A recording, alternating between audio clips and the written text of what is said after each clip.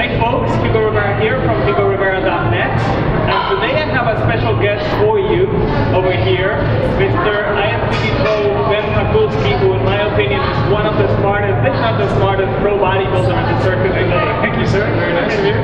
How you doing today, man? I'm extremely well as always. Awesome. Getting ready for the Arnold Classic? The Arnold Classic, about 14 weeks from now. Just getting into my prep, so looking forward to it. I think it's going great. This guy's going to do some serious damage at the Arnold Classic, so definitely watch out for him. You know, Ben, I wanted to go ahead and ask you, let's talk about muscle building. Let's go right into the conversation. Get into it. And people, what is the biggest secret out there? So I keep getting emails and emails about, you know, people, what can I take to go ahead and get big? What are you taking? You know, what are the pros taking? And in reality, as you know, it's not really about taking something. So that's exactly it. You and I just had this brief conversation about if everyone's looking for the next big thing, you know, in supplements or whatever to build muscle. And in reality, it's really basic things that need to be mastered before you can even learn to build any muscle. Right? You want to learn very basic principles as far as execution, intensifiers, really simple things that need to be mastered, such an accurate range of motion, learning to keep proper tension on the muscle. The muscle doesn't have tension going through it, just can't grow, no matter what you're putting into it over and above. So we have to learn mentally to put tension into the muscle we're trying to work. Yeah, it's the mind over muscle connection, and as a matter of fact, I wrote an article recently about that. Right. That basically, you can't go to the gym and just lift a weight from A to B. Yeah. We're not power lifters. Our thing is to use the weight as a tool to put tension in the muscle, to stretch it and contract it in order to go ahead and get the results we're looking for. It's amazing that Hugo and I use the same terminology to do relative to this stuff.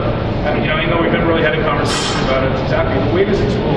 People speak about this mind-muscle connection, and it's such an interesting thing that, you know, the average person just doesn't get it. And, you know, you and I can speak about mind-muscle connection, we get it. So we've trained this for so long, we've tried so many different things, we've learned how to connect with our body. But to the average person out there, mind-muscle connection, they're kind of like, well, yeah, but I don't really feel it, I don't really get it. Is there a way to teach me how to do it? And this is the great thing that it really exists that most people don't know about, is the concept of intention. Which is a brilliant thing that I've discovered. A way for you to consciously create tension in your muscles. So it's kind of a play on words, intention, consciously create tension. So you're intending to create tension. So all it is essentially you're going to apply force in different directions to allow your body to get a better contraction without having to increase the weight. Right. And it's an amazing thing. It's really taking my physique to a whole new level. The clients are getting unbelievable results because now instead of going to the gym, doing a bench press or moving away from point A to point B, they can do a bench press and contract the chest. The muscle doesn't know how much weight you're lifting. The muscle knows how much tension it's going through. Right? So you increase the amount of tension, weight is irrelevant. Absolutely. Yeah, it goes back to physics. You know, if you're going and putting the tension in the muscle itself, of course you're going to go ahead and get better results than if you're doing a curl like this. And there's no tension. There's no tension. The concept is called time under tension. So the most highly correlated factor with muscle growth, time under tension. So if that muscle is intense continuously for a certain amount of time, which is said to be optimally 40 to 70 seconds for muscle growth, if that muscle isn't continuously tense for between 40 and 70 seconds, you're not going to grow. So these guys are getting great tension from about here to here, and then it relaxes. You know, and they get a little bit of tension from here to here, and then it relaxes. So you're getting breaks in the tension. So the idea with intention is to have continuous tension through the movement. And it's unbelievable the results you can get just by, you know, manipulating the small variable, keeping a little bit more tension continuously. Even if it's a little less overall tension at one time, it's continuous. So the muscle's going to respond a lot better. Definitely.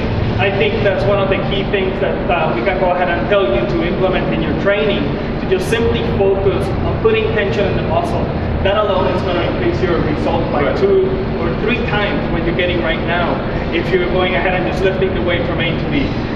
Let's talk also about training length, because a lot of people tell me, you know, how long are you in the gym? You're in the gym for like 10 hours a week, or, you know, 15 hours, 3 hours a day, you know, and it's like, no, you can't do that, because we gotta take into account that, yeah, it's good to work hard, okay? We don't have good work ethic, but after 40 minutes, 45 minutes, your testosterone levels begin to drop. Right.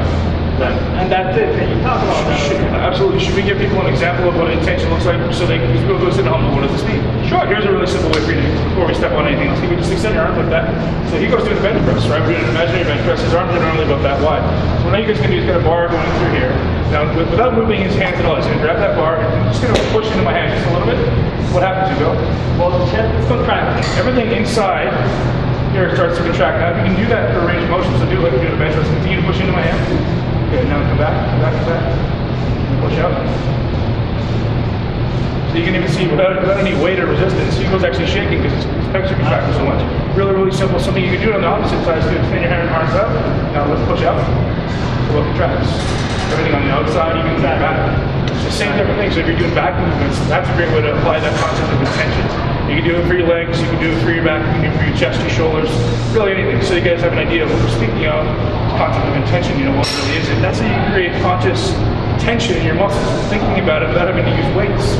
Or you can use weight, but just use it as a tool as opposed to moving it from point A to point B. Exactly, and that's really much the key over here is to go ahead and just focus on the muscle contraction, right.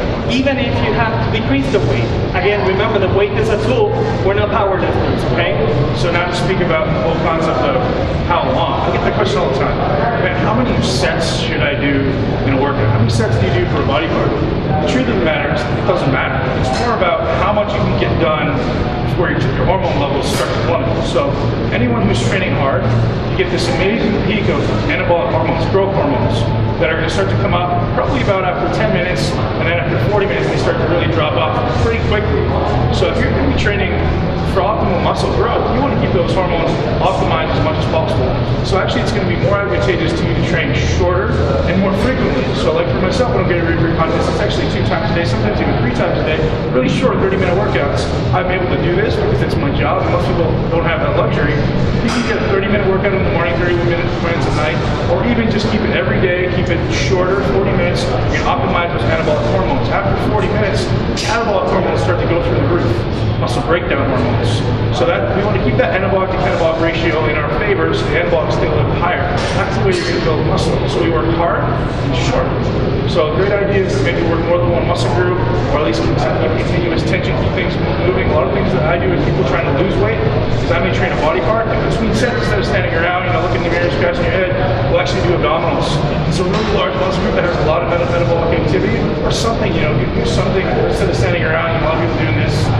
It's not going to be advantageous to you. You're wasting that 40-minute window. The more you can do in that 40 minutes, the better.